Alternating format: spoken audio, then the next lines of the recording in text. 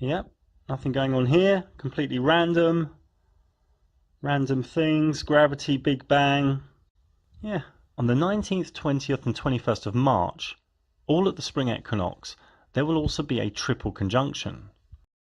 And at the end of its cycle, have a war, let people kill each other, then wipe out all the debt, and have a nice elite control grid ready for whoever survives. And the end of 2020, the Saturn-Jupiter Great Conjunction on the solstice. As the chaos starting, there's no way back. Change is ramping up and there is no way of stopping it. But I don't think their plan will come to fruition, and this will make more sense after we look at the astrology. There's a storm coming, and the indicators are very clear. The world economy is on the edge of a cliff, and the elite and mainstream media really don't want to tell you. Here is the world debt clock. This can never be paid back. In 2008, the economy actually crashed and broke, and they pretended it didn't. Worth noting that Russia the past year dumped all of their US bonds and bought gold. And know also that China is very gold rich. Printing more money kicks the can down the road, but makes the end of the road a bigger crash. Then recently this summer, as I was travelling around the Alps, Bavaria and the Black Forest, this near dormant jigsaw fired up again. After watching July's lunar eclipse at night from a forest alone, I could feel it. Changes are coming. In more recent years, people close to me know I've always said 2020, 2021 will be the start of the changes. Other mystical types I know have said 2022, 2025 and 2026. Now in Bavaria I have a shamanic healer friend who I know from this channel, and as we walked in a Bavarian forest, she said exactly the same thing as the mystic all those years ago. Change is coming. We need to get ready, stop mucking about, to be grounded into the earth and soar like angels. I started buzzing. Now some globe-head astrologers talk of these alignments, but are really missing the required jigsaw pieces and awareness we all have, because we've all been on the wakey bus for some time now. Now these are all video clips from recent weeks.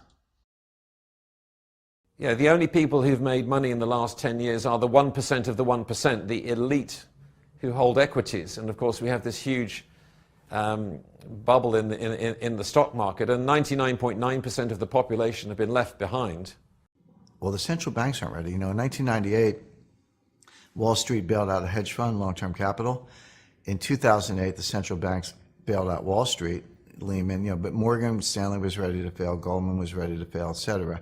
In 2018, 2019, sooner than later, who's going to bail out the central banks? And that was the problem has never gone away. We just get bigger bailouts at a higher level. Because if you want to talk about hypocrisy, how about the ECB going to increase their debt? By now, it's estimated that after they meet next month, they're going to lower interest rates from minus 0.4% to minus 0.5% and increase the quantitative easing. They've already wasted nearly, $3 trillion. And now they're going to be spending another 56 billion euros a month in quantitative easing. So who are they to point a finger at anybody? The global economy is going down. They're all injecting monetary methadone into it to keep the artificially addicted bull running. So, Gerald, is this a Eurozone crisis part 2, bigger than perhaps what we saw in '08? It's a global crisis part 2, bigger than we've seen since the Great Depression of the 1930s. Right. Now think of each luminary, which we used to know as planets, as a function of the psyche within all human beings, the what.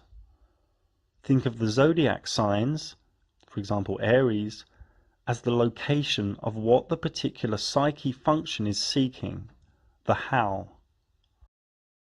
So here is today's sky. A few things to note first. Capricorn is where a lot of the action is going to take place. Now Capricorn has characteristic properties for people, but it also rules structures, traditions, rules, regulations, discipline, authority, going to work, systems, banking, politics. It demands to be listened to, and is unforgiving. All things deep matrix, really. From May 2018, Uranus went from Aries into Taurus, where it will stay until 2025. This generally means a shake-up of monetary systems, sudden and surprising changes of how we look at value, and a shake-up of any rigid and authoritative systems around value. Uranus is rebellious shock and surprise, and Taurus rules rigid finance. Now, since 2008, Pluto entered Capricorn. Pluto rules death, power, rebirth, evolution, change and transformation. And when it entered Capricorn, it marked the beginning of the financial crash, which was the biggest recession since the 1930s. The last time Pluto travelled through Capricorn was 1762 to 1777, the time of the American Revolution, founding of the USA, when the Industrial Revolution started. It set the stage for the development of the middle class. And Saturn entered Capricorn much later in 2017 and leaves late in 2020. Note that Saturn rules Capricorn. Saturn brings into focus what transformation Pluto is bringing into our awareness. This alignment has been slowly unfolding its influence since December 2017 and will peak in January 2020 in a big powerful conjunction, which we will look at in a minute or two. Pluto in Capricorn ploughs the soil and brings up the poison and leaves it on the surface, and Saturn comes behind and sees fresh ground and says, hey, let's rebuild, let's start from the bottom up. It's good to note here that in astrology, Pluto, Neptune and Uranus are generational and more linked to the collective consciousness energetically because they move so slowly. Jupiter, Saturn, Pluto are now all in Capricorn, and it is rare these three are all in the same sign because Jupiter takes 12 years to go round the sky, Saturn takes 28 years, and Pluto takes 148 years. The last time these three were all in Capricorn was over 730 years ago. On the 6th of December 2019, Saturn is within 3 degrees of Pluto, pretty much what us astrologers would now call a conjunction, a merging, a knock on the door from one energy to the other, an ignition. On the 26th of December there is a solar eclipse, new moon, and we enter a 2-week intense eclipse period. Notice here that Uranus is trine, meaning letting go of old beliefs. And remember, Uranus creates rebellious sudden shock. On the 10th of January, there is a lunar eclipse, full moon. And the conjunction between Saturn and Pluto is even tighter and more potent. Neptune throws a little illusion and idealism in there too. This partial eclipse full moon is in Cancer, so there will be strong feelings and strong emotions.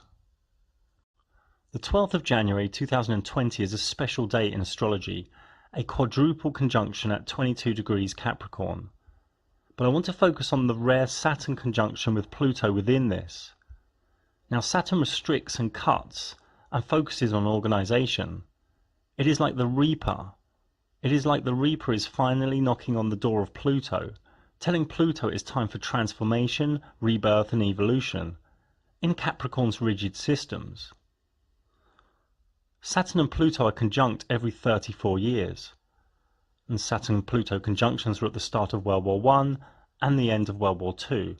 It usually signifies a restructuring of power. And remember, Saturn cuts and reforms, and Pluto is rebirth and power. When this conjunction last occurred in Capricorn, it was the early degrees of Capricorn 500 years ago in 1518. Whereas now it's happening in the later degrees of Capricorn, so this smacks of a cycle ending stroke beginning. And what happened last time around 1518? Well, not soon after, the Copernicus theory that the Earth revolves around the Sun took hold of human minds. This Pluto-Saturn conjunction is transforming our attitudes to governance, world government, national government, personal governance, value governance, central banks. It is possible recession will take its grip here. or an increased awareness that the economy is on its last legs. There is a secondary factor here to note around this conjunction. From now, Saturn will soon move ahead of Pluto and prune and weed, keeping the cream and ditching the crap. Pluto will come after, improving, rebirthing, evolving and transforming what Saturn has left behind. And remember, this is all about Capricorn's rigid economic and governance systems. Now also on this date, fast-moving Mercury is here conjunct, and Mercury rules the internet, all things electronic, crypto assets. I expect a big crypto pump around this time. The Sun is also here, shining a light on all of this. This is really all quite a volcanic energy. Worth noting too is the South Node is here in Capricorn also, the past, where we have come from, and it's falling out of the back of Capricorn slowly. On the 17th of February, aggressive and daring battle warrior Mars will be in Capricorn too until 30th of March. And fiery Mars likes to take action. And around this time, Saturn departs from the 3 degrees range of Pluto, slowly coming out of its conjunction. On the 19th, 20th and 21st of March, all at the spring equinox, there will also be a triple conjunction. You can see Jupiter, Mars and Pluto here coming together. Wealth, expanded power, how are we to structure things? Recession in full flow, trade agreements in flux. Pluto transforms and rules power structures. Mars is adding some aggression and fight. And Jupiter is expanding it all with its ideas of fair wealth. Capricorn's governments, economics, organizations, regulations, control, structures are all being pressured to change from this alignment. Mars is aggressive and acts with bravery, and these dates could see a start of the destruction of old rigid paradigms, of elite systems that are toxic to this realm. This is for me an event that will open up the door of change. Maybe Argentina or another country will go into hyperinflation like Venezuela. Something will possibly happen that will really get into the collective consciousness. On the winter solstice, 21st of December 2020, Jupiter and Saturn form the Great Conjunction in Aquarius. The luminary of expansion, wealth, fortune, abundance, optimism and faith, Jupiter, merges with the luminary of restriction, contraction, structure, confinement, cutting, slowing down and discipline, Saturn. Two very opposite forces merging, kicking each other, like they do every 20 years or so. Now it's not me calling this the Great Conjunction. This has been called this for many centuries, and this alignment really has some history. It was known and studied in Renaissance times. Kepler, Dante and Roger Bacon all wrote about it, and it has been known as a big alignment to astrologers. Now you might think this is just a meeting of two luminaries, no reason to call it the Great Conjunction at all, but here we go. In astrology, Jupiter-Saturn conjunctions occur 243 degrees apart from each other every 20 years. 3 successive great conjunctions form a triangle called a trigon. A trigon is equivalent to a passage of approximately 60 years. Every 60-year period, a great conjunction occurs near or slightly displaced from the point of origin. This is called the first-order recurrence. It takes 40 great conjunctions to return to our initial starting point. Yep, nothing going on here, completely random. Random things, gravity, Big Bang. Yeah. You know, this is all just more proof of the flat earth realm we are in, and that the sky is all for us. There's a lot more of this in my Luminaries documentary, showing these geometries in the sky. Now, 40 conjunctions times 20 years is 800 years to perform that geometry. Now, the Great Conjunction has also been mentioned in movies and television. Planets as well, but this particular part of the puzzle pertains to a precise planetary position. Jupiter and Saturn in conjunction. What's that supposed to mean? Well, historically, Harry, when Jupiter and Saturn are conjunct, there are enormous shifts in power and fortune. Jupiter being expansive in its influence, Saturn contracted. Conjunction suggests a state of intensification, concentration. What this indicates to me is the potential for explosive change, good and bad. Now, ask what the Great Conjunction is. What's the Great Conjunction? What's the Great Conjunction? You tell me. The Great Conjunction is the end of the world! Oh, the beginning? End, begin, all the same. Big change. Sometimes good, sometimes bad. Ah! What does this conjunction really mean and symbolize? Now you could see this as a time of opportunity, growth and good fortune, the end of a phase of life, an advancement to a higher level, a feeling of completion or contentment with achievements, a breaking through barriers, fated events, lucky breaks. But that's leaning towards Jupiter. Leaning towards Saturn, you could see it as a time of contraction, restriction, sorrow, death, pessimism, destruction, a slowing down of energy. This meeting is intense for sure, two very opposite energies. It's worth noting that Mars is home in Aries, where it is very feisty, impulsive, daring and aggressive, and square to Pluto, a challenging aspect to Pluto, which rules power and transformation. Now this grand conjunction gets even deeper when we notice that it changes elements sometimes. So let's look at an Excel sheet I made. So the Jupiter-Saturn Great Conjunction occurs every 20 years or so, but every 200 years they change element. This is known as the trigonalis, usually a hallmark of epochal social and political change. Now I've marked in green, sometimes these great conjunctions do triples due to retrograde within a 7-month period. I've marked all the years of these great conjunctions, going from BC to AD. We're getting more into recent times. So all these great conjunctions were in air, then water, then fire, then earth since 1802. It's going to move into air, and the one on the 21st of December 2020 on the solstice is the first one in air. If we disregard this triple in 1980, which brought about the internet and the home PC, until 2159, when it has a brief fleet into Scorpio. The grand conjunctions move into air signs for the first time since 1400, and they've been in Earth since 1802, and it will remain in air signs until 2159. I see the grand conjunction as marking the start of the age of Aquarius. The illusions of Pisces are waning, and we can start to see through the charade. Pisces is the age of deception and illusion. Aquarius is the age of truth and information. Aquarius rules sharing, the group, genius, big ideas, breakthroughs, travel, technology, and communication at a new level. As you can see here, Mercury's gone all around the sky since it left Capricorn early mid-January and re-enters Capricorn. Decentralized crypto is getting ready for its bull run. I see early 2020 the Pluto-Saturn conjunction and spring equinox conjunctions as a catalytic event to start the end of the economy. And the end of 2020, the Saturn-Jupiter Great Conjunction on the solstice, as the chaos starting. There's no way back. Change is ramping up and there is no way of stopping it.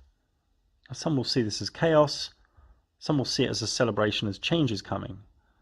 It depends on your perspective, level of awareness and circumstance. Other sky movements worth noting in the coming years.